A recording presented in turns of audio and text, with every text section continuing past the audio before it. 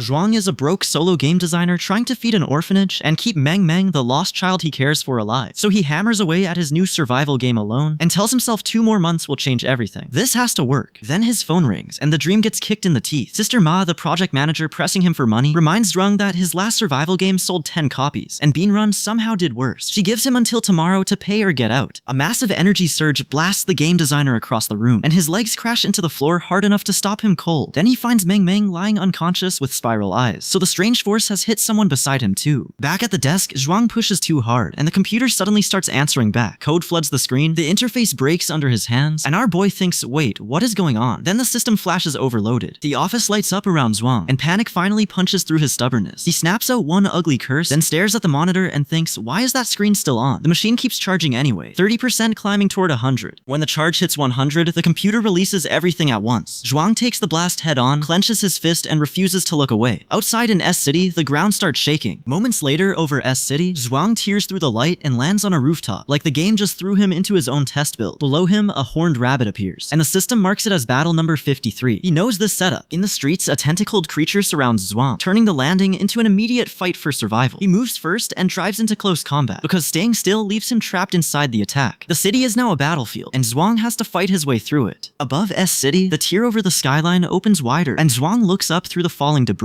He thinks, is he dreaming? This setup feels way too familiar. Civilians spot shapes dropping through the sky, so panic spreads before anyone even knows what they are. One flying creature gets blasted, burns on the way down, and the crowd realizes the danger is landing right on them. Too close. The falling monster crashes into a public space, and people scatter as its wings sweep through the crowd. Meng Meng gets shoved away from everyone, curls around herself, and barely dodges the debris breaking beside her. The creature bears down on the crowd with wounds across its body, but Zhuang freezes for one breath because he knows its design. Wait, this thing is his? He reads it fast. Eagle upper body, horse lower body, steel hard feathers, rank C, and a scream skill built to wreck weak players. Zhuang stops staring and cuts in before the creature reaches Meng Meng. The kid hits the broken ground, clutching her stuffed toy, still alive, while Zhuang's face says the rescue was way closer than he wanted. Sister Ma sees the next attack before Zhuang does, and she screams, watch out! She braces to protect him, but the creature catches Zhuang anyway and drags him through the chaos before he can reset his footing. The first monster pulls back over the city, and a second shape enters the fight from above the street. Zhuang recognizes this one too, the Horned Firewolf, a rank B elite with a charge skill, and that is much worse news for everyone below. The Horned Firewolf slams into the road, forcing civilians back as the wounded winged monster circles for another pass. Trapped between both elites, Zhuang drives his blade from inside the opening and tears his way back into the fight. Zhuang keeps Meng Meng tucked behind him as the Horned Firewolf pins them near the wall. The system names it as a rank B elite with a lightning charge skill, so our boy is fighting something far above a street level rescue. Bad timing, terrible monster. Back in the hospital after the disaster, Zhuang wakes in bed and mutters that at least he has no rent to pay anymore. Then the system notification hanging in front of him reminds him the nightmare did not end when he blacked out. Meng Meng grips Zhuang's hand at the bedside, and a caretaker checks the lost little girl over. Zhuang stares at the bandages and the room around him, thinking, wait, were all those monsters actually real? Zhuang turns on the hospital TV while holding Meng Meng close, desperate for any answer that sounds normal. No luck. The broadcast is already talking about a massive hole and monsters below it. On the TV report, professional hunters have already descended 1,000 meters into the hole. A crew lowers a recorder to see what they found, but the thing below attacks so fast the feed turns into screams. The broadcast cuts to an emergency announcement, and SGTV-13 tells players to gather and fight monsters. Across S City, players rush toward the reception hall because the government is treating this as war now. The report shows the giant hole in the city, and Zhuang's stomach drops. He recognizes the layout from Fantasy New World and thinks, did the game I designed invade Earth? Zhuang opens his inventory and tries to reach the skill panel, but the system blocks him as an NPC. Then it denies his profession change too, and this guy realizes the game gave its own designer the peasant treatment. The landlady who has been squeezing Zhuang over rent arrives at the hospital after the staff calls her in. Zhuang tries to act touched, but the landlady snaps that she only came because the hospital dragged her there. Zhuang looks from Sister Ma to Meng Meng and lets the argument die in his throat. Meng Meng wakes up, clings to him, and calls him Papa before anyone can explain who she is. The caretaker says Meng Meng may have lost her memory, so she will register the child as lost before her parents claim her. The paperwork gets stamped, and until someone comes for Meng Meng, she stays with Zhuang. Then the hospital hands Zhuang the part nobody can dodge, the medical fee. Sister Ma demands the $8,000 first, and Zhuang's rescue turns into another bill he has to survive. Across the world, dragons overrun the cities, and humanity fails to push them back. The sky is lost, half the land is gone, and the only people still standing between humans and extinction are players. Half a year passes. Back at Zhuang's house half a year later, Zhuang blocks the people trying to take the children and tells them they are not suitable. One man claims he is Meng Meng's uncle, but when a woman asks for Meng Meng's real name, the story starts cracking. Then the TV reports that Zhuang's tip helped S-City catch 26 child kidnappers. Zhuang stands there with cleaning supplies in his hands, already tired before the bill even lands. Sister Ma shows him the television repair fee, then the house repair fee, and the numbers stack up fast. The broom has seen war. Because the debt keeps crushing him, Zhuang once tries to send Meng Meng to an orphanage, but Meng Meng reaches for him and calls him Papa, and Zhuang freezes. Can he really hand her away now? Zhuang pulls Meng Meng into his arms instead. No speech, just a kid choosing him, and Zhuang choosing the harder bill. So Zhuang heads to Greenland, the grassland near S-City where wild monsters are weaker than underground ones. A horned rabbit is still fast enough to punish a careless player, so this guy fights it with traps, timing, and a heavy swing. Zhuang finally drops the horned rabbit and celebrates like a man who just beat rent with farm tools. The mission notices his kill, gives him experience, and the grind turns into a real path forward. He keeps hunting until rabbit bodies pile up around him, and the system confirms the full mission. Then it hits him with the real number. 10,000 horned rabbits killed, and the title Rabbit Hunter is his. Zhuang lies back and thinks it is finally over. Half a year earlier in Greenland, Zhuang had already found an NPC trying to stop the horned rabbit slaughter. The plea gets under his skin, because giving up is also a choice. But quitting will not pay Sister Ma or protect Meng Meng. What is he supposed to do, starve politely? Zhuang shuts that feeling down and keeps swinging. When the NPC still blocks the grind, Zhuang snaps, blames the NPC for pushing him, and digs a hole in Greenland. Problem moved underground. The trap works, and Zhuang hauls out so many rabbit units that the grind finally looks worth the shame. Then he raises the bet by luring an armored wild boar into Greenland, because rabbits are not enough anymore. The armored wild boar charges him head on, but Zhuang meets it up close instead of running. He lands the decisive strike, and the stronger wild monster goes down under his plan. With the armored wild boar gone, the rabbit-blocking NPC stops showing up in Greenland. Zhuang finally says it out loud. He will become this world's hero. No more hiding. Back at the S-City players' lobby, where players gather between hunts, Zhuang walks in carrying horn rabbits again. The nearby players mock the rabbit hunter for farming the weakest prey and call him a coward. Zhuang hears it and thinks, am I even a player? He answers himself fast. Zhuang is not here to impress players, because this guy remembers the game from the designer's side. So he takes the rabbit straight to the NPC rabbit merchant, who runs the spicy rabbit head stall. Zhuang gives Lo Zheng the horn rabbits he requested, and Lo Zheng thanks him because business has been rough. The delivery matters because it earns Zhuang compensation from the NPC merchant, and Zhuang accepts it politely, calling him Uncle Zheng. Zhuang knows the buried plot: kill 10,000 horn rabbits, prove enough willpower, and a hidden girl blesses him into a hero. But when the girl appears, she begs him to stop killing rabbits because they are cute. Zhuang freezes and thinks, wait, why is the plot different? The hidden girl shifts from blessing him to clinging to him like he personally ruined her day. Zhuang knows he designed this route, but the game world does not care about his notes anymore. Then someone throws him down hard. Zhuang lands in front of witnesses, and the whole blessing attempt turns into an ugly misunderstanding. The accusation hits him as harassment instead of heroism. That route aged badly. Flat on the ground, Zhuang asks the only question left. Why is he not becoming a hero? The system answers by blaming his rabbit hunt and marks him with a curse from the goddess. Bad news first. The next notices strip away Zhuang's human identity and throw him into the demon race instead. Zhuang checks the level 1 demon stats and sees the starting attributes are higher than the hero route. He smiles because the disaster still pays. Zhuang tests the new body immediately and finds it built for 2 weapons. After becoming a player, the locked functions he could not use before finally open. The kid just got storage, skills, and a cleaner hunting setup. The demon race talent gives Zhuang stronger defense, dual weapon skill, and better sight in dark places. But the system also warns him that demons cannot change profession in the lobby until level 10. Then it asks whether he wants to hide his name before the global announcement. Zhuang chooses yes, so the world only hears that an unknown S-City player unlocked a rare demon identity. Players everywhere start reacting, and the announcement somehow congratulates Person B instead. Zhuang's name stays buried for now. At the Player Association's building in S-City, the chairman studies the sudden demon announcement from his seat. S-City's Lightning Dragon Guild, fresh from clearing a B-rank underground dungeon, is already on his mind. He asks his secretary about reliable collectors from Cloudsoar Guild and Goat Guild because this unknown player is now association business. Quick catch-up. Zhuang has hidden his demon identity from the global announcement, but the Player Association is already sniffing around the mystery player. Inside the Player Association's building in S-City, Lei Q, the association chairman, asks his secretary if anything strange happened in the player lobby. The secretary's answer pulls Zhuang back into the room fast. Lei Q wonders if the unknown demon could be Zhuang, the kid he already knows through Zhuang's father. He tells his secretary to find Zhuang when he has time, because a scared player who avoids dungeons can still be useful on the logistics team. Not great. Back in Greenland, the grassland near S-City, Zhuang stops waiting for safer work and walks straight into horned rabbit territory. He grips his shovels like weapons and thinks about the old him, the one who could only run from a rabbit horde. Now he wants a rematch. The horned rabbits rush him in packs, but Zhuang's demon body keeps up with them. Our boy tracks their movement and thinks, wait, are they this slow now? He starts cutting through the swarm instead of fleeing it. When the rabbits press in too close, Zhuang remembers his race skill and fires it off in the middle of the fight. The skill drop drops the whole group into a stunned state, and the system starts paying him experience for the kills. Clean work. Zhuang keeps farming the stunned rabbits and gathers whatever the system lets him turn into usable loot. After grinding again and again, the kid reaches level 6, but the rewards shrink until horned rabbits barely move his experience bar. Since the low-level grind stops paying, Zhuang checks his level up point and hesitates over his stats. What should he raise first? Before he can settle it, a heavy chewing sound makes him look up. The source is the Horned Rabbit King, a level 10 wild boss in Greenland with tough skin, high health, and hopping dash. Zhuang recognizes his own design problem right away. Why did he make this thing so annoying? Zhuang remembers the low-level answer. Keep distance, use a bow, and shoot the horn. But this guy is not a normal newbie anymore, so he dumps his point into agility and faces the boss with shield and blade. His demon body buys him room to try something riskier. Zhuang springs away before the Rabbit King can pin him, but the boss answers with hopping dash, and the nearby horned rabbits prepare to charge too. He looks at the whole pack and decides he is not fighting a level 10 boss plus backup head-on. Smart choice. The Rabbit King's dash slams into Zhuang's shield and blasts him backward across the grass. He crashes hard, gets up moving, and slips away from the next attack while snapping in his head that he dodged it again. The horned rabbits close around Zhuang, and the Rabbit King keeps charging because one hit is not enough. Zhuang braces for the next rush, but the pack squeezes his escape route shut. Too many. The Rabbit King finally catches him clean and blasts Zhuang off his feet. Our boy hits the grass hard, yelling as the boss turns the whole hunt into a survival check. A player party spots the Rabbit King and forgets caution the second they hear rare equipment. One of them calls to Zhuang that they are coming to help, so the boss now has fresh targets with fresh greed. The Rabbit King winds up for another heavy rush, and the party panics before it lands, but they hold together long enough to finish the battle, and the rare drop chase ends with everyone still standing. Zhuang does not stay to celebrate because the smaller rabbits are still a problem. The blonde party member chases after him, whining that Zhuang runs too fast and that a horned rabbit bit his butt. Fair complaint. Back at home, Meng runs to Zhuang and calls him Papa the second he steps in. He asks what she did all day, trying to make the tiny room feel normal again. Zhuang puts on an apron and jokes that he is becoming a husband and fried rice expert. Then he opens the fridge and finds nothing, not even dinner. Zhuang tells Meng they have no food left, and she answers too quickly that she is not hungry. That hits him harder than the Rabbit King, so he apologizes in his head for giving her such a rough life after taking her in. Zhuang grips his phone and decides that from today onward, he needs real money,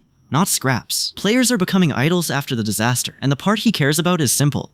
They are rich. His player identity can get him into dungeons, where underground monsters drop magic crystals instead of poor wild loot. Wait, E-rank crystals pay that much? Zhuang checks the exchange rates and sees a way to feed Meng. That night, Zhuang watches Meng sleeping from the doorway, then returns to the kitchen. He washes the dishes and prepares to act while she sleeps, turning his plan to earn real money into his next move. The news reports that a horned rabbit king appeared in Greenland near S City, and 4 players got sent to the hospital during the horde outbreak. Zhuang looks up from his desk and thinks they were lucky to survive, or he might actually feel guilty. The same report shifts to a dungeon disaster, where 50 players enter, and survivors say the terrain matched a dungeon guide. The broadcast asks if the so-called God's Guide really helped anyone, and Zhuang lowers his head because he knows how dangerous those guides can become. Then the report shows a dungeon failure with many floors and a new boss waiting inside. Zhuang remembers that after incidents like this, the guide maker gradually stops uploading. Who would keep handing out maps after that? The next day in Greenland, near S City, Zhuang stands above the grassland and watches horned rabbits below. He is already broke, so this guy has one job today: earn money before Meng misses another meal. Still in Greenland near S City, Zhuang watches Meng clutch that tiny creature and thinks he can go hungry, but she cannot, so our boy locks onto the fastest money path he knows. Hit the profession mission, reach the underground dungeon, and farm the rewards normal players never even look for.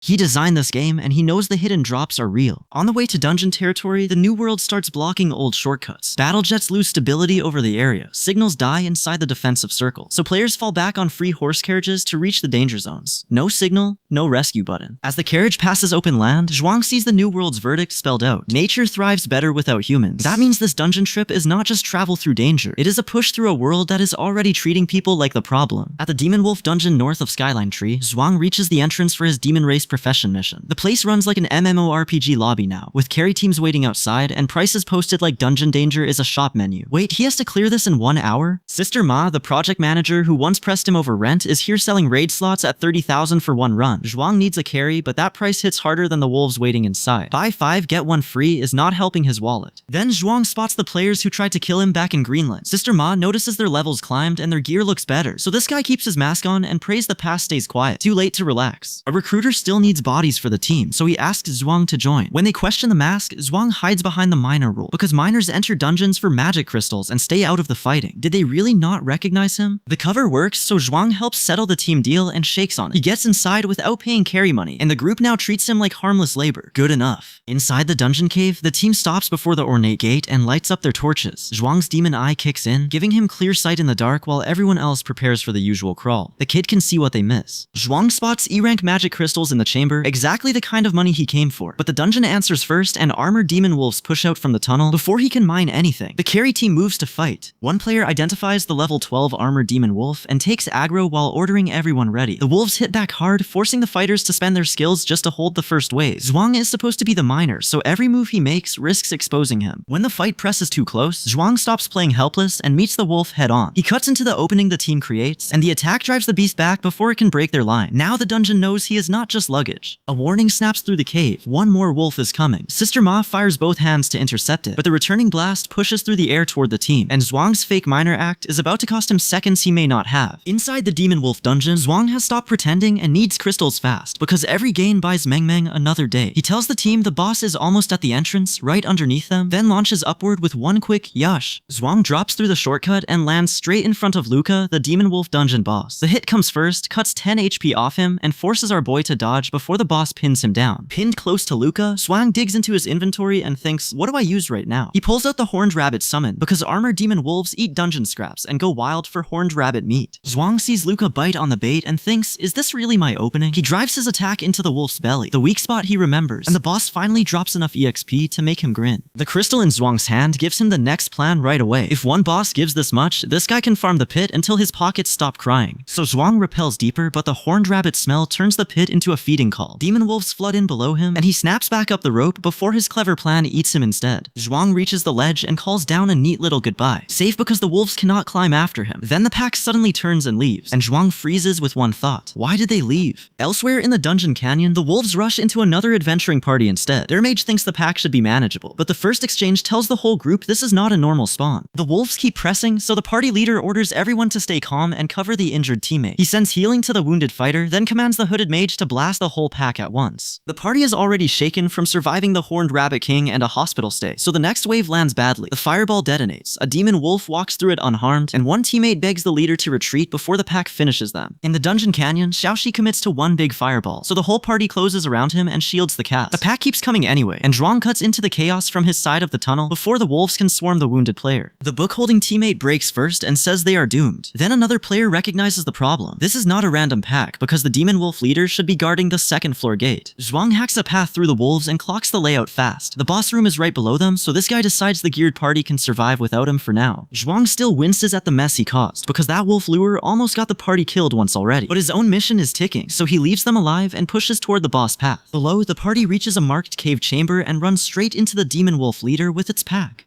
Zhuang sees the fight from above and thinks, what is that power they are using? The party burns its emergency card, Fire Lizard's Madness Flame Dagger, a D-rank artifact that boosts defense, attack, and recovery for 1 hour. Their half-year savings go up in one dungeon run, and one teammate snaps that they can complain after they survive. Zhuang watches the artifact kick in and drops the rescue idea. In his head, he is already pricing it at 500,000 minimum. Then wondering, they used a D-rank artifact here? His demon race profession mission flashes back into his face with barely half an hour left. No more sightseeing. Zhuang speeds up and drops through a hole in the cavern ceiling by rope. Inside the boss chamber, Luca, the demon wolf dungeon boss, waits beside a huge white wolf. The system names him Half Beastman Luca, level 25 with 2000 HP, a corrupted chieftain now chained to this dungeon fight. Earlier, before entering this dungeon, Zhuang had studied the old fantasy world design notes and marked hidden paths most players would never check. That is why he digs straight toward the boss room now, slipping in without waking Luca. Zhuang finds the horned rabbit bait in his inventory and finishes the sleeping medicine with the bottles he prepared. He shows the bait to his winged helpers, because this whole plan depends on the wolves eating before Luca wakes up. The horned wolf-like creature bears sharp teeth, red eyes glowing as it hovers between Zhuang's winged helpers, so the quiet setup has become a direct threat. The two smaller horned creatures light up with golden-eyed excitement, showing the whole group is reacting at once. Quick catch-up, Zhuang has drugged Luca's room from the back route, trying to steal boss rewards before the dungeon eats his time and Mingming's safety money. The sleeping medicine finally bites, and Zhuang thinks, time to work. With the room quiet, Zhuang checks the hidden pet rule he built into this place. The double-head demon wolf can be kept as a pet, so our boy grabs the prize prize before anyone else even knows it exists. Then Zhuang hits the catch he wrote himself. The pet has a level requirement. He stares at it and thinks, why did I add that? The designer just got mugged by his own design. The shortcut cracks right away because Luca wakes up inside the boss room. Zhuang shoves the axe into his inventory and braces, but the space is too tight for a clean escape. Luca swings first and Zhuang slips away just long enough to answer back. The hit lands, but Luca's return blow still clips him for damage, and Zhuang mutters that even a tiny attack stat feels terrifying here. Luca keeps pressing, so Zhuang gets knocked back and barely keeps his feet. Too close, he buys a second, checks his buffs, and swallows the spicy item for a short damage boost. With the buff running, Zhuang drives back in and forces the fight inside Luca's guard. The mission clock keeps bleeding down, so this guy has no room to play careful. Back in the underground boss arena, Luca is chained but still dangerous, and Zhuang rushes him before the timer buries the mission. He hammers Luca with a boosted punch, but Luca fires back and chips more health away. They trade blows, and Zhuang's confidence drops when Luca barely cares about the damage. He thinks this is doing nothing. With no helpers left to pull attention, Zhuang realizes he has to survive Luca alone. Luca suddenly speeds up, and Zhuang cannot dodge in time. The throw slams damage into him, and Zhuang's stomach drops because this Luca has skills he never gave the old boss. Luca grabs Zhuang and pins him hard enough to stop the whole plan cold. Then Luca pauses, and Zhuang thinks, why isn't he finishing it? Bad question to ask while in the hand. Luca lunges again, and Zhuang twists out by the smallest margin. The next swing launches him upwards, so he stops thinking about damage and starts spending points to live. Zhuang knows strength will not save him here, so he dumps all 4 points into agility. He thinks, let's risk it. Can speed keep him alive? The new agility kicks in fast, and Zhuang throws himself back into Luca's range before the boss can settle. His hits start landing in the air, then on Luca's leg, and the boss finally bleeds for the effort. Zhuang spots the torches and kills the light while dodging Luca's next swing. With his demon eye built for darkness, our boy finally gets a rule Luca does not own. Luca freezes, and Zhuang cuts in with a quick, shocked, but Luca still senses him moving, and Zhuang's plan starts slipping again. Wait, he can track that too? Zhuang forces a second attack anyway, but Luca tags him hard enough to break his rhythm. Zhuang changes targets and hunts Luca's weak points instead of trading power. He cripples Luca's kneecap, then damages his eye, and the dark finally turns into cover for the kid's sneak attacks. Luca feels it now. Luca answers by dragging out his chain and sweeping Zhuang off his feet. The hit takes another 75 HP, leaving Zhuang on the ground at 100 out of 250. That hurts. Zhuang grabs a mid-rank potion before Luca can finish him. The potion restores 100 HP, but the system warns that Luca has adapted to the dark, and Zhuang thinks a healer would make this fight a lot less miserable. Recovery done, Zhuang rushes back in before fear can catch up. No pause, he keeps cutting Luca down while the boss counters every opening. The fight turns into a grind, with Zhuang shaving Luca's HP down piece by piece. Luca drops to 650 out of 2000, but every small hit costs Zhuang room to breathe. Then the Demon Wolf dungeon boss hits the danger line, and the system announces Luca's berserk skill. Zhuang wanted Luca near dead, but now the next phase wakes up instead. Luca readies himself for another rush. Luca hits his berserk phase and locks onto Zhuang before our boy can reset the fight. Zhuang's mind snaps to one question. How does he dodge an attack the system already says he cannot dodge? The answer is ugly. The hit smashes through Zhuang's last defense and destroys his shovel on impact. He crashes down hard, lands at 100 HP, and gasps through the thought that one more hit would have killed him. Pinned under Luca's pressure, Zhuang refuses to let the boss own the only berserk button in the room. He forces out his hidden card and triggers Demon Race Transform, dragging himself back from the edge with 29 seconds on the clock. The demon form floods Zhuang's stats with a flat plus 20 to every attribute, and this guy feels the difference instantly. He thinks he might even fight a level 30 like this, but the timer keeps cutting down. 29 seconds. Luca is still berserk, but Zhuang reads fear in his eyes now, so Zhuang picks up what he can, steps in, and warns Luca that it is finally his turn to get beaten down. Zhuang burns the whole demon window in one brutal rush, because giving Luca time means dying when the form ends. He punches through Luca's guard, drives in an uppercut, watches the damage stack, and asks himself, can he finish this before the timer betrays him? No comeback. With Luca cleared, the fight's noise carries into the Demon Wolf dungeon's first floor. Another exhausted party thinks they won their own battle, but the rumbling below makes them freeze and warn each other to stay alert. Then the system catches up to Zhuang all at once. 3 level ups hit, the demon profession change mission completes, and Zhuang collapses with one tired thought, it is finally over. Still inside the Demon Wolf dungeon, Zhuang checks Luca's loot with one hand already aching for money. The perfect blue crystal drops, and our boy clocks it fast. One perfect crystal can turn into a whole stack of normal blue crystals, worth enough cash to matter today. Finally, Rent can breathe. Zhuang looks at his wrecked shovel and decides he needs a real weapon made before the next dungeon eats him. But another item in the loot refuses appraisal, so he freezes on it and thinks, wait, even the system can't read this? That is new. At the Player Association's building in S City, the dungeon news reaches people who can bury it before the streets panic. The report is ugly. 40 players dead near Skyline Tree. Li Zhangyun, captain of the Goddess Martial Artist Guild, missing, and a clan co-leader already confirmed dead. Li Zhangyun is the missing military leader tied to a one-of-a-kind battle profession, so her disappearance hits the room hard. The Goddess Martial Artist Guild normally fights monsters under military command, not dungeon raids, and now the front line is bleeding without her. The official in charge asks how many people know, because public panic would hit S City before any rescue can. The answer comes back sealed, and the higher-ups order other player guilds to support the front line. Outside Skyline Tree's affected area, Zhuang finally gets phone signal again. A message from Chen tears him out of dungeon mode, asking what kind of guardian disappears while Meng Meng is sick. At S City's central hospital, Meng Meng sits with an apple when Zhuang pushes into the room. Instead of relaxing, she jolts and grips a knife tight, so his return lands as another threat to someone already on guard. The hard landlord who still watches over the children corners Zhuang the second he arrives. She demands to know where he has been for 2 days while Meng Meng burned with a high fever, and Zhuang answers that he was earning money, making his absence sound careless when she needed him. Zhuang pulls out the blue crystals from the dungeon, and Sister Ma, the threatening landlord, takes them because hospital bills do not wait for explanations. She says they should be enough for now.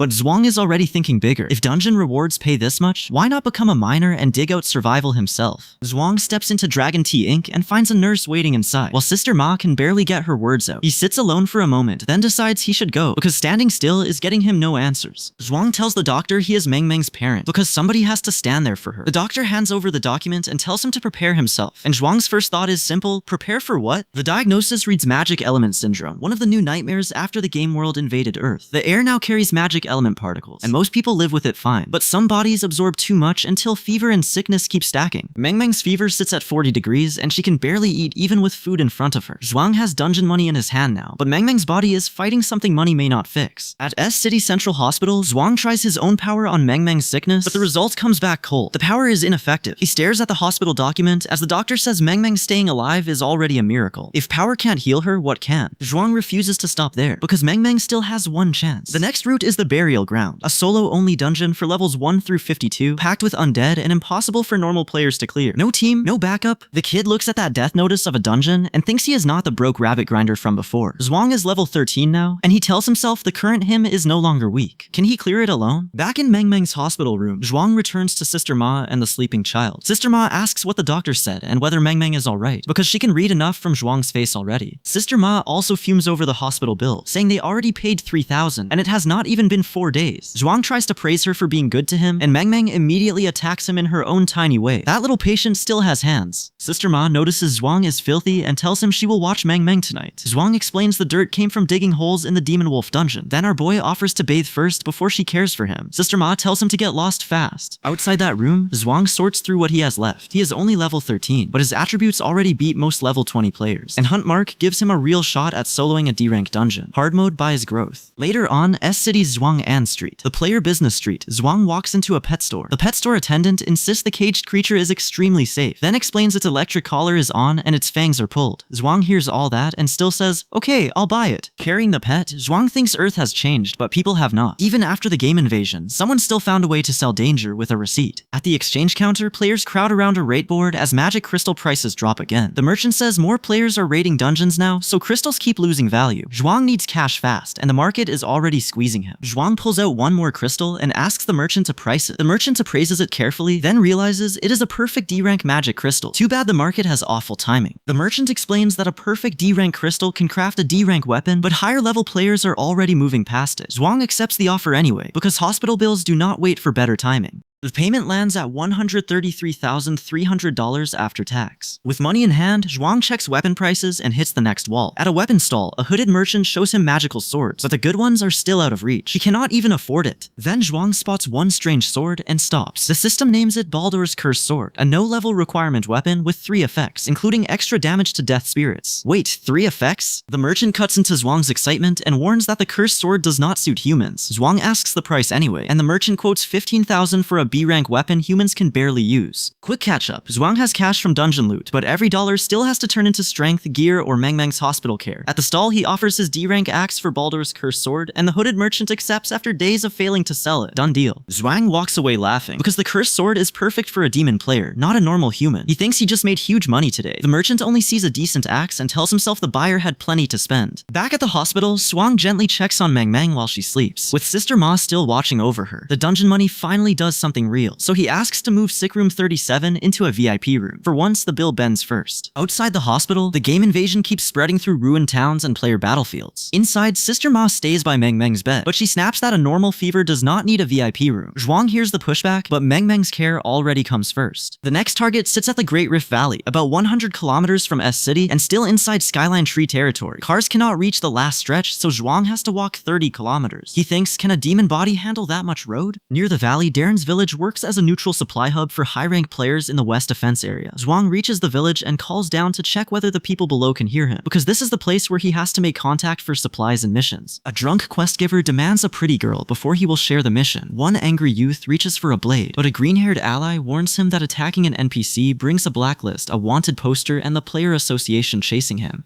That stops the fight before it becomes permanent trouble. The villagers drag the drunk back and warn everyone that he is a known scammer. Zhuang backs them up by showing his own supplies and tells the youth not to trust the drunk's words. Getting the mission will need patience, not fists. Then the drunk's weakness shows up in the dumbest form: adult magazines. A nearby customer reacts in total shock, and Zhuang quietly produces more stock from his inventory. Zhuang asks if the magazine is good, then offers a few more. The drunk changes demands and says he is thirsty, so Zhuang brings Fly to the Sky wine without arguing. A bystander nearly chokes when he sees a $5,000 bottle used for a mission. Expensive bait, very expensive. After drinking, the drunk still refuses to hand over the mission and tells Zhuang to write a love letter to the neighbor's Juliet. Zhuang grips his temper and thinks, how is this still not the mission? He forces himself to stay calm. The neighbor storms out with a knife and threatens to chop off both legs if anyone helps the drunk harass his wife. Before the drunk can repeat his sincerity speech, Zhuang's tools and quest interface finally trigger. The nonsense pays out. The system opens a historical rank mission: retrieve the remains of Kashande, the drunkard Kalin's son, from the burial area. Kashande died after leaving to adventure, and Kalin wants his son's remains brought home. Zhuang accepts because rare missions mean rare rewards. Kalin hands Zhuang a green bell and warns that the burial area is dangerous. The party also gains mind sharing, so everyone can stay linked during the mission. Zhuang thanks them, then says he will complete it alone and sends the others back. Outside Darren's village, Zhuang leaves with Kalin's mission in hand, and the reward already draws eyes from the dark doorway. A hooded group waits for him to clear the village, planning to take the mission and his equipment once nobody can interfere. At the village edge, Zhuang passes a burning street and keeps moving, because the burial area map is now his fastest path forward. Behind him, a pink-haired young woman spots him and points him out to Uncle Chen as the player who received the historical rank mission. The pink-haired young woman wants to trail Zhuang and learn what mission he took, but the hooded men block her at once. Uncle Chen lowers his head and apologizes for her, saying the kid is immature and asking them to let it pass. The pink-haired young woman fumes to Uncle Chen that these men are evil, but the hooded group is already moving again. They follow Zhuang and warn each other not to lose his trail. The pink-haired young woman asks why Uncle Chen acts polite when his level is higher than theirs. Uncle Chen calls the hooded men poisonous snakes and warns her that newcomers in the Great Rift Valley do not know which fights are safe to start. Uncle Chen's warning lands hard because people who offend the poisonous snakes end up broken before they understand the rules. He tells her that rare missions should be taken with a strong guild because greed makes solo players easy prey. At the Mist Fog Forest entrance, Zhuang steps into the barrier and immediately senses trouble. He thinks, poison snakes? The fog eats the path ahead, so every step gives the ambushers more room to hide. The first attacks snap out of the fog and Zhuang shifts into defense instead of wasting panic. The snakes keep pressing from different angles, but this guy reads the timing and slips through the worst of it. A nearby archer realizes there are 4 poison snakes and mocks a bad shot made at close range. Then he boasts that he will show real skill and turn the snake into dust. Bad timing, loud confidence. Past the snake threat, the forest trial turns hotter as a fire demon rises in Zhuang's path. Zhuang faces it alone, pulls his power tight, and thinks, a fire demon here? The fire demon tries to bury Zhuang in flame, but Zhuang answers with enough force to blow the battlefield open. When the smoke clears, his level jumps to 74, and our boy is still standing among the shattered remains. The hooded followers laugh from the edge of the fight and throw the archer's failed boast back at him. Zhuang does not argue. He moves first. Zhuang's strike hits a hidden shield and stops cold, so the ambush finally shows its real hand. His demon eye opens, and the stealth trick that should protect the assassin starts failing in front of everyone. Zhuang drives into the counterattack, while the hidden enemy fights to keep him pinned. The exchange turns brutal, and one attacker takes a hard hit before he can reset. The demon-eyed assassin panics and calls to the guild leader's brother in A-rank gear, saying Zhuang might be an assassin too. He admits the worst part out loud: Zhuang can see through his stealth. Inside Mistfog Forest, the guild leader's brother keeps the ambush alive and orders the hooded attackers to pin Zhuang down. The archer fires again, but Zhuang braces through the rain of shots and cuts his way out before the pressure breaks him. His health drops twice, so the fight finally starts costing him real blood. Zhuang studies the poisonous snakes instead of panicking. Their attacks land in clean rotations, and he realizes they have fought together for a long time. When their synchronized blasts hit the ground, the wide root-filled cavern gives him room to stop treating this like a chase and turn it into a stand. Sheltered in the root-filled cavern, Zhuang catches their rhythm and drops the idea of running. He thinks the archer talked big about planning, but if these idiots want to chase him, he can make them follow. He stays put. The hooded archer speeds up and tries to finish Zhuang before he resets. Zhuang deflects the arrows one after another, forcing the attackers deeper into the forest instead of giving them the clean kill they wanted. That is when the forest answers back. The bloodthirsty demon tree, a level 42 guardian boss of Mistfog Forest, wakes up with puncture Bloodthirsty ready, and now the ambush has a bigger mouth in the room. Great timing, terrible neighbor. The hooded players freeze because a boss should not be waiting here. One of them screams for the guild leader's brother when the boss locks onto him, and the whole trap flips from assassination to survival. Nobody signed up to be lunch. The demon tree catches the marked player and drags him into its body, while the others realize they cannot beat a level 42 boss head-on. The trapped attacker begs the guild leader's brother to save him, but the boss fires again, and Zhuang raises his weapon to keep himself alive. Then the poisonous snakes show what their teamwork is worth. The guild leader's brother lets the doomed player die, and one hooded attacker explains that boss aggro should jump to the closest kid after death. Zhuang is the closest target. But the demon tree does not take the bait. Zhuang slips away from the tendrils, and a watching player calls the poisonous snakes exactly what they are. The type who bite their own companions the second their lives are at risk. The guild leader's brother's hooded ally warns him that the trap is acting wrong. The red-haired attacker panics because the boss targets him instead of Zhuang. So the demon tree starts hammering the runners who thought they understood its rules. The attackers scatter for cover, but the tree keeps choosing anyone who bolts. The red-haired attacker begs the guild leader's brother to save him, trips under the next strike, and the guild leader's brother laughs that he is leaving. That rescue plan has very short legs. The tree drinks in more power, and the red-haired attacker takes the hit head-on. Its roots drop lower, a skeleton appears in the chaos, and the surviving attackers start crawling away, already calling it hopeless. Zhuang watches the hits line up and thinks, why did it chase the runner? The old aggro rule fails in front of everyone, because the tree ignores the marked target and attacks movement instead. One attacker tries to piece it together like a survival formula. Zhuang gets there faster and thinks, so staying still is the shield? If the demon tree senses waves, then anyone who freezes can live. A terrified attacker screams and runs anyway, so the boss locks onto him again. Another attacker yells that standing still keeps the tree off him, and the moment he stops, the tendrils stop too. It works. With the tree paused, the guild leader's brother turns the fight back onto Zhuang. He calls for Xiao Wu and orders him to use Flame Snake on the kid, because forcing Zhuang to move can feed him back to the boss. Zhuang dodges the flame, then curses when he sees where it is heading. He can't let the attack hit the boss and stir it up again, so our boy plants his staff and knocks the flame away. Zhuang fires back hard enough to make the masked attackers question the rules again. They saw him move, but the boss still does not punish him, and Zhuang reads the whole setup. They are smart, they are poisonous, and they want prey trapped between their fire and the tree. Against snakes like that, Zhuang stops hesitating. He grips his staff and steps into the next exchange, ready to break their plan first. Zhuang has no room to play defense, so he answers with his staff and a burst fireball. The blast swallows the attacker's root, and the archer catches the trap first. He warns the swordsman that Zhuang is baiting him. The bloodthirsty demon tree reacts the second the fireball reaches it. The attacker panics because the boss turns violent again, and now their own plan drags the boss back into the fight. Bad timing. Zhuang switches to his bow and forces the hooded swordsman to defend instead of chase. The swordsman gets pinned under the boss's pressure. Then a dragon-shaped attack joins the mess. Zhuang keeps pushing because every second the attackers spend surviving is a second they are not hunting him. The boss snaps into berserk mode and rages that it will show them the gap. Its next attack forces everyone to respect the 5-minute boost, because berserk raises all attributes by half. No small upgrade. The battlefield gets swallowed by broken warning screens and panic. One attacker guesses the boss has a blind spot, so hiding near it might be why Zhuang is safe, but he still warns the others not to trust that cover. The hooded swordsman tries to use the boss's rage as cover and hammers back at it. Even Zhuang watches him hold his ground and thinks, wait, how is he fighting that thing head on? Then the swordsman powers up again and snarls that the kid is dead. The strike detonates, but Zhuang does not buy the confidence. He reads the bloodthirsty demon tree as stronger than some C-rank dungeon bosses, then asks himself the real question. Where does that attacker get the nerve to kill him here? His answer lands fast, an artifact. The attacker reveals Flame Dragon's Roar, a crystal ball artifact built for wide explosion damage. He throws it with one clean order to die, and the blast buries the boss's body in fire. The survivors realize Darren's side burned a treasure worth millions just to erase one fight. After the suicidal artifact blast, Zhuang and the others stop at the Mist Fog Forest entrance. One person wonders if the attacker died, but Zhuang refuses to go closer because the danger zone will catch anyone who steps in. Too risky. Inside the ruined cavern, magic crystals burn around Zhuang as he waits out the aftermath. If the artifact had come out earlier, he thinks, would I have survived that? The dead player's dropped loot is still tempting, but poison gear and hidden tricks are now on his mind. Quick catch up. Zhuang survives the artifact blast, but he still needs loot and levels before anyone stronger can threaten Meng the lost child. He looks at the ruined ground and thinks, too slow and I die. The suicidal explosion nearly catches him anyway. The bloodthirsty demon tree is torn apart, and the dropped items around the dead player tell Zhuang the rule cleanly. When a player dies, their inventory spills out. Useful, but ugly. Zhuang studies the poison threat and the magic crystals left behind, because the wrong artifact can still kill him after the fight is over. Wait, how many crystals did this guy carry? Our boy locks in before the survivor can recover. The guild leader's brother demands to know how Zhuang discovered the trick. The fake death mechanic explains why he lived through the blast, while a normal player would simply drop dead and lose everything. The guild leader's brother laughs at him for knowing too much about dead players, then asks how Zhuang survived the explosion. He boasts that his unique equipment cost more than $1 billion and was meant for Li Zhongyun, the missing military leader. Spending it here stings. But the guild leader's brother still cannot solve one thing. The boss never attacked Zhuang, so Zhuang gives him the answer straight. He is the same as the boss, a demon race player. The guild leader's brother refuses to believe it and calls the demon claim a lie. He decides the corpse will answer better than Zhuang will, so the fight turns personal again. Zhuang only smirks. Zhuang activates Hunt Mark and reads the real opening. The guild leader's brother only survived because the explosion left him barely holding on, and the skill marks every place where one clean hit can break him. The guild leader's brother suddenly feels hunted and panics at the pressure crawling over him. Could this kid really be stronger? He rejects it at once because Zhuang should not even be level 20. Zhuang stops giving him time to think and moves to finish it fast. The strike lands through the guild leader's brother's defense, and the wounded player finally asks what Zhuang really is. Too late, Zhuang answers with his demon form, and the guild leader's brother's last certainty breaks. After the kill, Zhuang stares at the EXP jump and thinks, why does killing a player give this much?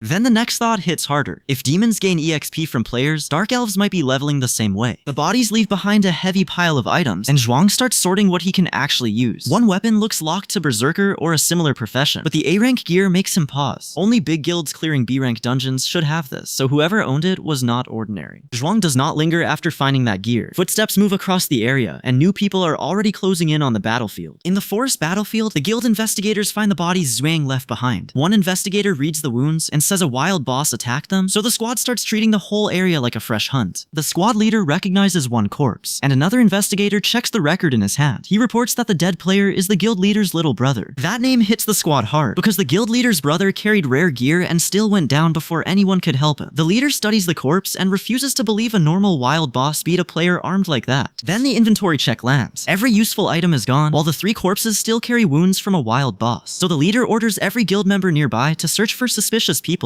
Away from that search, Zhuang studies the dungeon map and picks the burial dungeon as his next grind. The gate warns him it is C rank and only one challenger can enter, so our boy steps in alone. Inside the burial dungeon, Zhuang forces the gate open and enters with his guard up. Then the dungeon throws 3 skeletons at him, all around level 26 to 28, and he thinks, wait, why are skeletons this high? The skeleton warrior attacks first, and Zhuang answers with his blades, expecting a quick clear. Instead, the skeleton drives him back, and Zhuang snaps at the game data in his head for changing again. The fight turns rough fast. Zhuang blocks, gets lifted off balance, and crashes down while thinking, how is a skeleton hitting this hard? A skeleton spearman shifts to ranged pressure, so Zhuang dodges and cuts back before it pins him in place. The room is too tight for his movement, and this guy knows the space is working against him. Pinned in that small room, Zhuang stops playing careful and floods the fight with a wider attack. The skeleton warrior takes the full hit, and for once the room belongs to him. Zhuang presses the opening before the skeletons reset. He finds the weak point, lands 360 damage, and his weapon effect bites even harder for about 430 more. The damage finally gives him a rhythm, but Zhuang does not relax. Harder challenges are waiting deeper in the dungeon, so the kid chases the next enemy and keeps grinding for levels. Deep in the burial dungeon, Zhuang has a better weapon now, but not enough levels to make it sing. He checks the damage and thinks the sword effect hits harder than Hunt Mark, but his level still drags the numbers down, so the kid stops hunting carefully and starts hunting fast. Zhuang reads the skeleton's attack pattern and tears through the next group with both blades. Bones scatter across the floor, and our boy finally gets the rhythm he wanted. Clean work. Then Zhuang senses something nearby and snaps toward it before the attacker gets a free hit. A dark-robed opponent crashes into his blades, proving this fight has another threat closing in. Once Zhuang realizes the skeleton magicians can call in extra enemies, his whole plan changes. He stops treating them like a threat and orders them to keep summoning so he can grind EXP. Zhuang even barks, "Do you hear me?" The floor turns into a farming spot, and Zhuang burns through wave after wave. EXP keeps dropping at 350 a kill, then the system pushes him to level 20. Hunt Mark levels up twice too, so he can read weak points better and mark 2 targets at once. One hooded skeleton enemy rushes Zhuang in rage, but this guy cuts it down and squeezes out one more EXP drop. Then the skeletons start destroying themselves before he can finish them. Bad news. With the farm ruined, Zhuang heads for the next floor instead of wasting time. He forces his way forward through the dungeon and steps into a chamber full of broken bones with something bigger waiting above him. On the second floor, Zhuang finds Kashende's remains. Blue energy still clinging to the bones, so this is where that enemy ended up. Before he can settle, lightning and flames rain down from above, forcing him to push through the chamber under attack. The dungeon names the place Floor 2, Death Plaza, and throws armored knights in front of him at levels 37 and 35. Then Skeleton Lord, the level 237 boss monster, waits in the grand chamber like the final fight came early.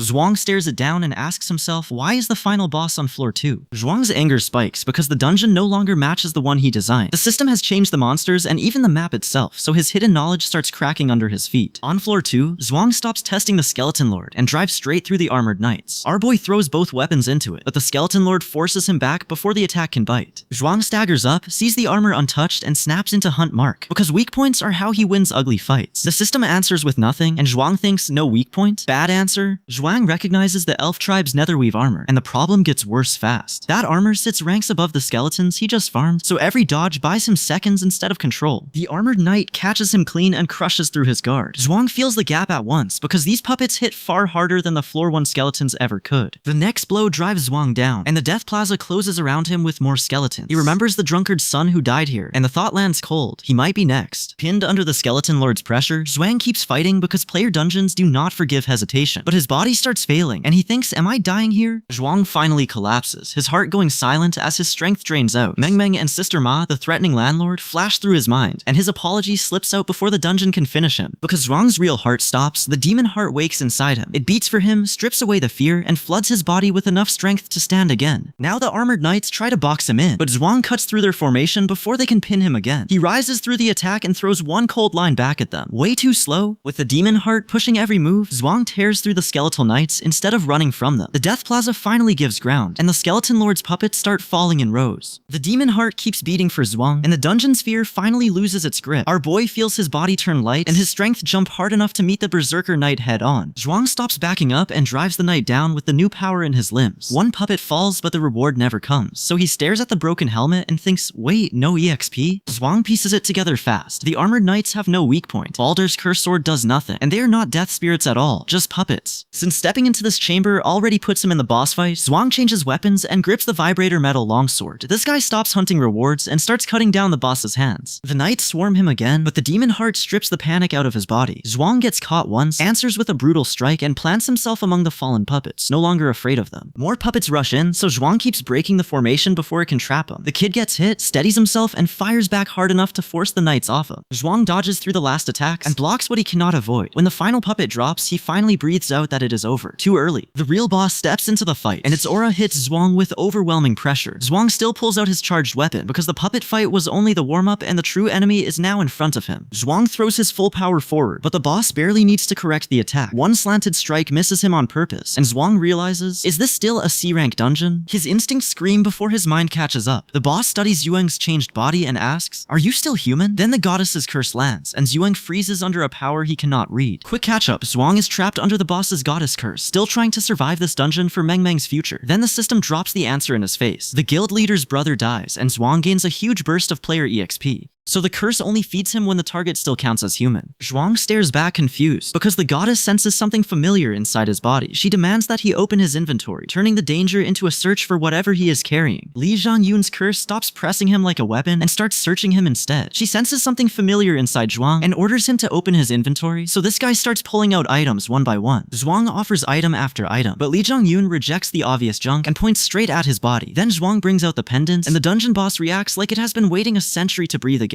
The system names the pendant as the Skyline Tree Key, an SSS rank drop from an underground dungeon boss. Zhuang's first thought is sharp and stupidly honest. Should he snatch it back? Bad idea. Zhuang shuts that greed down fast because he cannot beat the skeleton right now. Then the main mission opens, Elf Prince Oseth's request, and the key becomes the price of moving forward. Zhuang finally connects it. The skeleton boss is an elf prince, and the armored knights wore elf gear because they belong to him. Our boy chooses survival first, accepts the mission, and decides the rest can wait. The mission vision hits Zhuang with a burning city, a red blade in his hand, and Meng caught inside the same game world future he is trying to survive. No time to breathe. Back inside the dungeon, the mission shift leaves the old skeletons breaking apart around Zhuang. EXP keeps stacking, and the system pushes him to level 20 while Hunt Mark upgrades twice. Because the remaining skeletons cannot win, they start destroying themselves before Zhuang can keep farming them. He watches the last EXP pop and mutters that even skeletons can suicide, so his grind ends right there. With the floor cleared, Zhuang heads for the next gate and finds the skull-like mechanism waiting at the altar. He activates it and moves on, because staying here earns him nothing now. A new floor opens, but it does not feel like the dungeon Zhuang remembers designing. A huge dark figure forms among the bones, and Zhuang squares up before it can claim the first hit. Then he spots Kashande's remains on the floor, and the old thread snaps back into place. The arena lights up around him, and Zhuang realizes this is not a normal next floor at all. Floor 2 opens as Death Plaza, with armored knights waiting at levels 35 and 37. At the center, the skeleton lord sits at an unreadable level, so Zhuang thinks floor 3, wasn't it? The altered map hits him fast. The system has changed his dungeon design again. Zhuang rushes in before the knights can box him in. He hammers one with both weapons, kicks it back, and drives his sword into its helm. No give. Our boy pours more power in and triggers Hunt Mark, looking for the crack he can exploit? The system answers coldly. The target has no weak point. Zhuang snaps. No weak point? Then Zhang recognizes the armor as the elf tribe's netherweave armor. He dodges and fights for space, but the knight still catches him and tears a scream out of him. That armor is being very rude today. Zhuang realizes this knight sits far above the skeletons he farmed below. The next strike smashes through his block and throws him across the floor. He lands hard, barely holding his breath together. Now Zhuang understands why the drunkard's son died in this dungeon. Trapped under the knight's reach, he thinks, can he really die here too? For players, a dungeon is not training anymore. It is a life bet. Zhuang hits the ground with his chest going empty and his strength gone. Back with the children, Sister Ma holds Meng Meng close and apologizes, while Zhuang's body slips past its limit. Then the system declares his heart has stopped. The demon's second heart activates before death can finish the job. It beats through him in violent bursts, and Zhuang rises changed inside the dungeon. He gets up. After the death trigger saves him, the chamber's hidden death spirit turns on the elf prince and asks why he is still here. The elf prince brags that he is too strong for the undead bell to erase.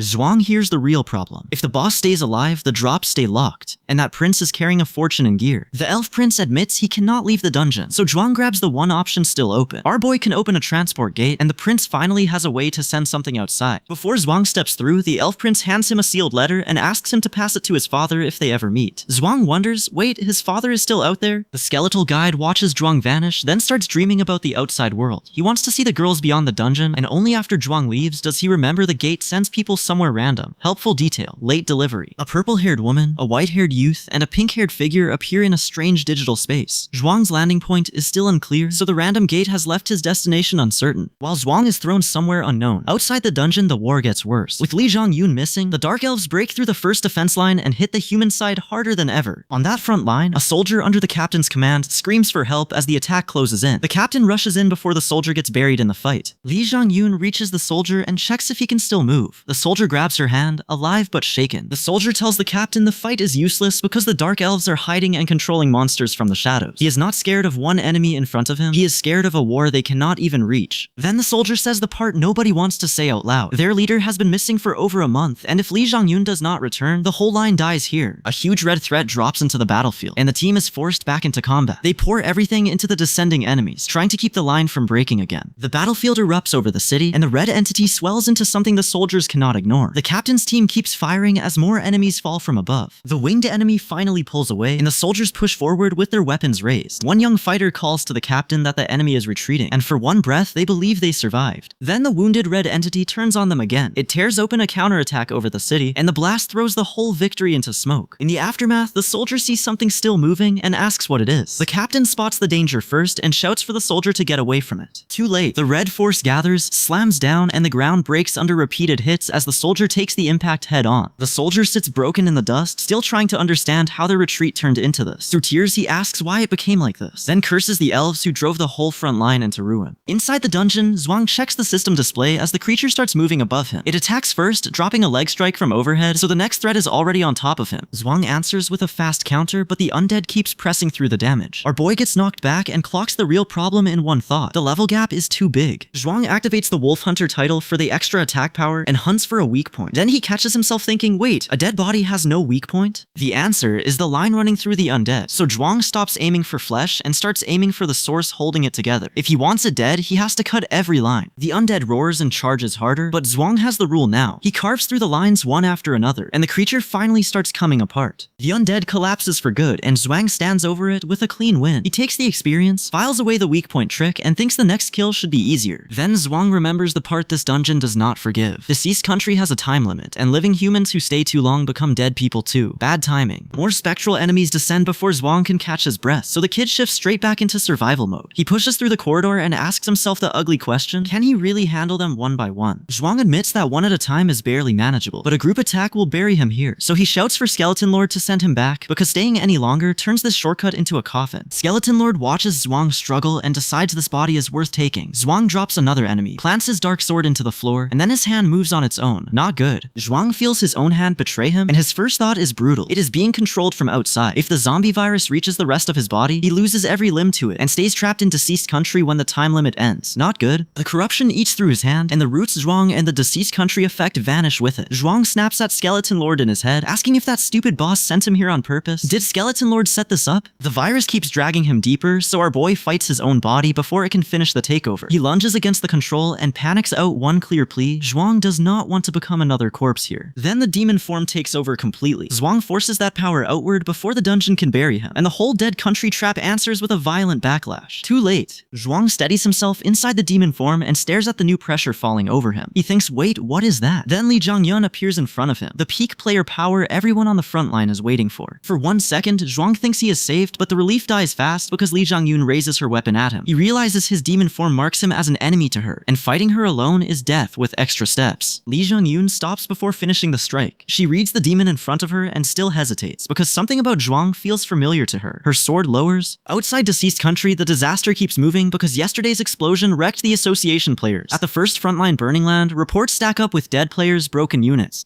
and even the Lightning Dragon Guild, S-City's recent B-rank dungeon clearers, caught in the losses. With the frontline occupied, the survivors retreat to Darren Village in Great Rift Valley. If Skyline Tree explodes again in 2 days, the blast reaches Darren Village, and in half a month it spreads all the way to S-City. At the command room, an official asks what the higher-ups plan to do, but the answer still depends on one missing person, Li Zhongyun. With no word from her, the order goes out anyway. All players attack Skyline Tree tomorrow. Back in deceased country, Zhuang watches Li Zhongyun sniff around him and worries she might be thinking of eating him. He thinks, has she gone stupid from being hungry for half a month? So he chooses the safest test and gives her food first. Li Zhongyun eats, then calmly says she became Li Zhongyun half a year ago when the game invaded Earth. Zhuang calls her kind of stupid in his head, then freezes when she answers thoughts he never spoke out loud. Quick catch up, Zhuang is still trapped in deceased country, trying to survive long enough to turn this dungeon into money and power for Meng Meng, the lost child. Li Zhongyun hears the thought he never says, so Zhuang freezes. How did she catch that? Li Zhongyun tells him to stop guessing, because her passive skill lets her hear thoughts within 5 meters. Zhuang locks down fast and thinks the one thing he cannot let slip, he designed the game. If she learns that, he dies. Li Zhongyun grabs Zhuang and asks how to leave, so our boy points upward before she runs off with the idea half-built. He says the boss should be at the highest place above them. Too late, Li Zhongyun attacks first, even while Zhuang tries to stop her. The strike tears into the boss area, and Zhuang can only stare at the mess she just started. Her patience did not survive lunch. Zhuang finally gets the warning out. He cannot beat this boss. Deceased country is an A-rank dungeon, the hardest one around right now, and even Li Zhongyun cannot clear it alone. Then the boss answers. The system names the monster as Nodo Arod, the deceased country boss, level 90 with a terrifying danger rating. Zhuang braces as Nodo Arod steps in with his weapon ready. One hit can end them. An alert hits and Nodo Arod spots Zhuang like the crime is already solved. He calls him a thief, so Zhuang checks what triggered it. Wait, what did he steal? A mission window orders Zhuang to hand Skyline Tree's key to Elf King Nodo Arod. The key pops into Zhuang's hand, so this guy lifts it and asks if that is what the boss wants. Nodo Arod demands to know where the necklace came from. Zhuang answers with the necklace and the sealed letter he was given. That letter drags the whole fight towards Skyline Tree, because the boss wants the key, the necklace, and whatever message came with them. Outside deceased country, the Skyline Tree blooms even though the key is still in Zhuang's hand. The players at the front line watch lightning rip through their side, and one of them stares at the tree in panic. Why is it blooming now? At the front line, Li Zhongyun reaches a dying ally and tries to heal him, but his health is already too low. He tells his leader not to waste energy on him and pushes her toward Captain Thunder Armadillo and the others. No time left. Because the key is missing from the battlefield, the players cannot destroy Skyline Tree no matter how many bodies they throw at it. Li Zhanyun and Zhuang hurry toward the tree, chasing the only fight that can still stop the bloom. At Skyline Tree's royal court, the last human force gathers outside a huge barrier. Inside it, dark elves hold formation around the tree, while the humans burn through everything they have to break in. Captain Thunder Armadillo steps up and punches the barrier with everything left in his body. The humans need that wall down before Skyline Tree finishes spreading, so every fighter watches his hit land. At Skyline Tree's royal court, Captain Thunder Armadillo pours everything into Lightning Dragon Fist because the barrier still locks the humans out. Zhuang catches the hit from inside the chaos, and the follow-up strikes hammer the same wall. Still nothing. Yunmeng clan leader Zhuangqi joins the attack next, driving in like he can force the royal court open by anger alone. He throws his full weight down, but the barrier holds, and Zhuangqi can only grin through the setback. Inside the barrier, the Dark Elf King mocks the humans for missing Skyline Tree's key and tells them they can only watch the tree destroy the world. Outside, a human fighter demands a real duel, but the elf facing him dismisses him as too lowly to bother with. The battlefield keeps breaking apart around Zhuang, until Meng Meng suddenly drops in, carrying him through the mess. Zhuang thinks she must have found him on the way and saved him, then immediately decides one thing. Next time, he is not letting her carry him again. Zhuang spots the barrier still standing, so he points Meng Meng straight at it and tells her to use her spear quickly. Someone nearby stares at her escape from the deceased country and panics, because nobody believes she could have beaten the Elf King. Meng Meng stops when she feels something strange from Zhuang's side. Zhuang catches that reaction and thinks, wait, does she feel the key too? The human fighters see Zhuang move toward the barrier and call him a rabbit hunter with a spoiled brain. Captain Thunder Armadillo failed here, so they think this guy has only come to make trouble. Mang realizes Zhuang is the one carrying the key and shouts for the others to stop him. The humans hear that, rally for their fallen brothers, and charge the elves before the barrier can finish protecting Skyline Tree. Zhuang does not wait for permission. He races across the royal court, lands above the barrier's structure, and pulls out the ornament tied to Skyline Tree's control. The system answers him at once and confirms his game designer identity. Zhuang thinks, so the tree still recognizes me? Then the warning hits. Forcing Skyline Tree to stop will destroy the whole active tree. Zhuang takes the cost anyway, because leaving it alive lets it keep spreading over S City. Across S City, Skyline Tree erupts into the open sky, and petals start falling where people can see them. Civilians stare up and ask where the petals are coming from as the tree shines over the city. Elsewhere in S City, Lee Jung-yoon, the guild's second offensive team leader, sits with one of those red petals in her hand. 2 weeks have passed, and she worries whether Zhuang is still alive. Back under the swollen sky, a swordsman cuts through the falling petals, but the tree keeps growing from the city anyway. Bigger, higher, still moving. At Skyline Tree, the trapped enemy laughs at the fighters still trying to force the barrier open. He sneers that even inherited Thunder God power stays human in the end, so the real divine force should never answer them. Then Zhuang's stolen control authority bites into the tree, and the enemy's power starts draining away. He panics, asking why that human can command Skyline Tree at all. Bad question to ask this late. The fighters stop chasing glory and start saving bodies, because the whole structure begins coming down around them. One warrior hauls an armored ally out, while the others yell for everyone to retreat. Skyline Tree finally gives out over S City, and the falling branches end the disaster in one brutal crash. The survivors shout that Skyline Tree has fallen, and humanity wins this round. Back where Mang is recovering, the victory follows Zhuang home in the strangest way. A scion form wraps around Mang, and Sister Ma, the threatening landlord, storms at Zhuang, demanding to know what he did to the child. Zhuang steps toward the spirit with Mang behind him, already bracing for another fight. He thinks, did Mang just pull a god into the room? Zhuang reaches for answers first, not violence, and asks if the spirit is Lee Jung-yoon. She sighs and admits it is both yes and no, because without her god powers, she cannot count herself as a god anymore. Zhuang presses her next fear straight out loud. Did she come to take her power back? Lee Jung-yoon shuts that down and warns him the game has already continued, so survival still means winning all the way. Then she vanishes before Zhuang can lock down anything else. Mang wakes up innocent as ever and asks who the pretty sister was, while Zhuang is left with one ugly question. The game continued? In the inland deeper area, Lee Jung-yoon wakes far from Zhuang and Mang, confused about how she got there. A demon creature rises in front of her, and the system announces that player levels have unlocked up to level 90. Elsewhere, players start feeling the price of Skyline Trees fall fast. One player searches a dungeon and finds no monsters or boss at all, while his boss rages that his million-player loan is now hanging over empty hunting grounds. On S City's Wang'an Street, the player business district turns into a clearance sale for broke hunters. Unemployed players dump high-level gear at painful discounts, because gear means nothing when dungeons stop paying. The panic breaks into open violence when a masked player forces through the street with a weapon raised. He tells everyone to move if they want to live, and the crowd scatters before the next flash hits. At the Player Association's building, the monthly mess spills into another tense meeting. Officials complain this keeps happening, and one furious speaker snaps that the clans would have died without Zhuang's help, yet still talk like they own the room. Then Chamber of Commerce leader Wu Qi steps in, looking past the noise and straight at Zhuang's value. He offers Zhuang diamond rank membership benefits for future deals, so the kid walks out of the tree disaster with the richest merchants suddenly opening doors. Inside the Player Association's building, Wu Qi diamond rank offer hits the merchant table like a debt collector. One long-serving official protests that they worked for ages and only got gold, but Wu Qi just fires back. Why can't I? Then the room stops talking business and starts poking at Zhuang's private life. A clan leader claims Zhuang already has a daughter. Another official insists Zhuang is still single, and Zhuang thinks, wait, are they dragging Mang into this now? Zhuang snaps that they are spouting nonsense, but the argument has already turned physical. The table takes the hit, and the red-haired clan leader uses the chaos to challenge him, calling him trash who leans on women. Zhuang shuts the taunt down fast and tells the mouthy official to stop talking. With a child hiding behind the adults during the conflict, he has one more reason to end this before the fight reaches the kid. Before the room can breathe, another player barges into the same mess over a horned rabbit hunt. He claims he discovered the monster first, so whoever kills it first gets the credit. Very official, very stupid. The fight is about to turn the Player Association's building into repair work, so a late arrival gets blamed the second he steps in. Someone warns that if he came any later, the whole building would be demolished, and the meeting finally gets forced back on track. With everyone seated, a glasses-wearing secretary brings out the proof instead of more shouting. He asks them to watch a video, and Zhuang thinks another disaster already right after Skyline Tree. The video shows the deep abyss pit hole, where high-level monsters are pouring out instead of vanishing like Skyline Tree. The room watches players get hammered in battle footage, and one official blurts that the place is in H country. The secretary confirms the pit hole is packed with higher-level monsters, and that flips the mood at the table. A guild leader says his guild cannot last without work, because dead dungeons mean no hunting, no drops, and no income. A marked-faced official watches the tension around Zhuang and mutters that someone provoked 3 dangerous sides at once. His advice is simple: stay away from trouble involving women. For once, nobody argues. 1 month earlier, inside H country's Abyss Pit Hole Command Department, the crisis is still pretending it can be managed. Kui Yun Chen, H country country's player association leader says they have already lost 3 cities and asks why they are not calling Z country for help. H country's disaster minister admits they avoided Z country because its players and equipment are stronger. Instead, H country plans to rely on the White Bear Guild, while R country's leader promises the Dark Ninja Guild and White Ghost Guild will arrive in 2 days. That confidence does not last. In a separate office, the reports keep getting worse, and Kui Yun-chen finally says he regrets not inviting Z country sooner. Someone at the meeting tries to deny it with a hard no way, but the room is already cracking. Another official stops the rush to leave, and a senior voice cuts in, telling Sao Yun to stop circling and get straight to the point. On H country's disaster video, the Deep Abyss Black Dragon Kabata tears into the city. A child cries for his parents in the wreckage, and Zhuang's first thought would be brutal. If a city falls this fast, how does he keep Meng Meng alive? The defenders try to hold the line, but Kabata answers like a walking raid boss. One survivor screams for help to stay back because he does not want to die. No one in that video sounds heroic anymore. Back in the command meeting, an official snaps at Secretary Lee and demands the timing. Secretary Lee says H country sent the video yesterday, and the newest report says the second Deep Abyss eruption is already worse than Skyline Tree. The report puts numbers on it. 3 cities destroyed, mass casualties, and the dragon's still moving. For Zhuang, the question gets colder. What happens when a disaster like that reaches S City? Another official clears his throat and says it plainly. Skyline Tree just ended, every association is damaged, and if this pace continues, H City collapses in under 3 months. Kui Yun-chen, HE Country Player Association's leader, can already see the next humiliation coming. After getting crushed, HE Country will have to come begging for help from the same people it avoided. Back in the wider meeting, the higher-ups make it official. They will support H Country, and the Goddess Martial Artist Guild has reached an agreement to form an expedition army. Anyone willing to go can apply through the association. The room does not cheer. A bald official calls out the quiet official for going quiet, even though he should be the happiest about the expedition. The quiet official breaks down instead, and the question waiting for him is ugly. Someone asks where he was when that incident happened, and the room turns from rescue talk to blame. One angry player rejects the whole meeting and walks out, saying he does not care about the country. Another armored figure gets ready to leave too, and the alliance starts leaking people before it even moves. A woman follows, saying she is leaving as well. Before she goes, another woman warns her to be careful, then adds that if anything happens, Mr. Zhuang will be hers. That warning has teeth. Elsewhere in the political fallout, an armored leader asks his younger brother for clues about the incident. The brother has one, a photo of the player most likely connected to brother Zhuang's death. The investigator shows the picture and asks if the leader recognizes him. The leader says he does, because he attended a meeting with that player. Then the investigator adds that the background check found something interesting. The player in the photo is Zhuang, though the file misreads his name, and people know him as Rabbit Hunter, because he spent half a year farming horned rabbits to avoid dying. The system record ties Zhuang to a hidden plot after an S-City player cursed by a female goddess gained a rare race. After that notification, Rabbit Hunter stops grinding horned rabbits, and our boy shows up in the Flame Lizard squad that broke the Demon Wolf dungeon record. Quick catch-up, Zhuang is still chasing strength and money for Meng Meng, while the people investigating brother Zhuang's death now have his Rabbit Hunter trail in their hands.